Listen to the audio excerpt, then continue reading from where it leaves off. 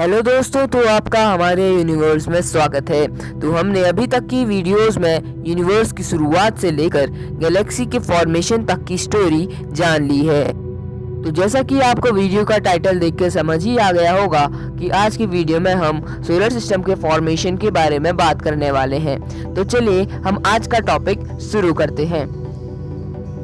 इस गैलेक्सी को देखिए, ये हमारी galaxy the Milky Way galaxy ही है।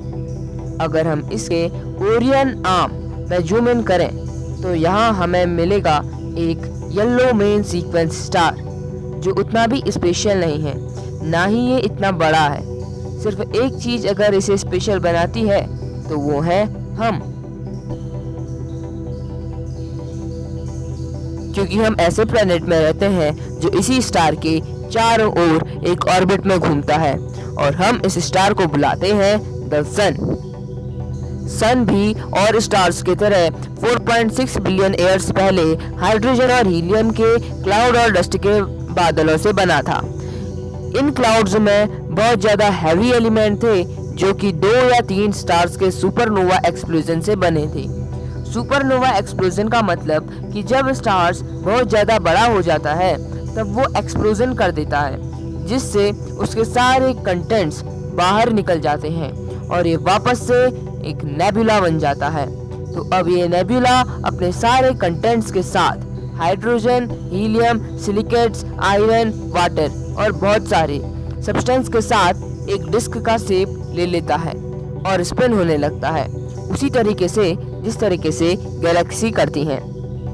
पर इस केस में हम इसे कहते हैं प्रोटो प्लैनेटरी डिस्क।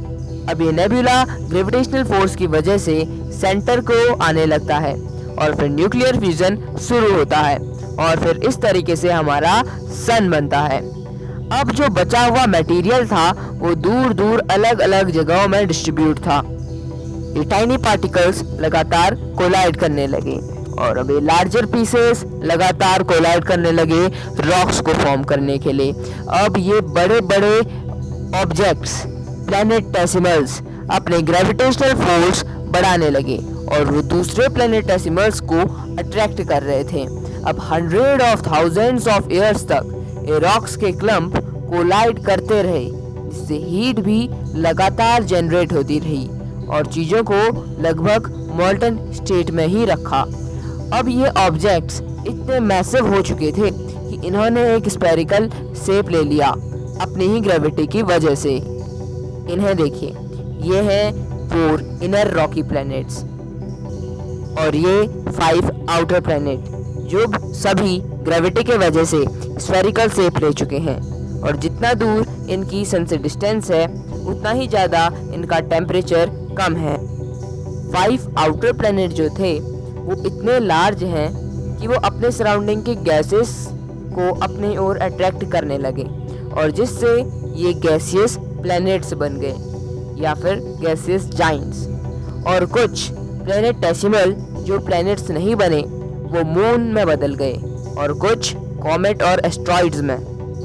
और इनमें से कुछ एस्ट्रॉइड्स जो प्लैनेट के ग्रेविटेशनल फोर्स के वजह से उसके चारों ओर रोटेट करने लगे, वो उसके रिंग्स बन गए और इस तरीके से बना था हमारा सोलर सिस्टम। और इसी तरीके से हमारे दूसरे सोलर सिस्टम्स भी बने थे। आज से लगभग कुछ बिलियन ईयर्स पहले जुपिटर और सैटर्न इस तरीके से अरेंज हुए थे कि नेपच्यून की ऑर्बिट में कुछ बदलाव हुए और जिस वजह से वो स्मॉल ऑब्जेक्ट्स को बाहर के सोलर सिस्टम से अंदर के इनर प्लैनेट्स की ओर भेजने लगा। और इस इवेंट को हम लेट हैवी बॉम्बार्डमेंट कहते हैं।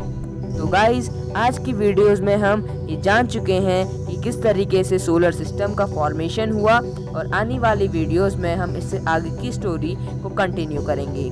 Thanks for watching this video.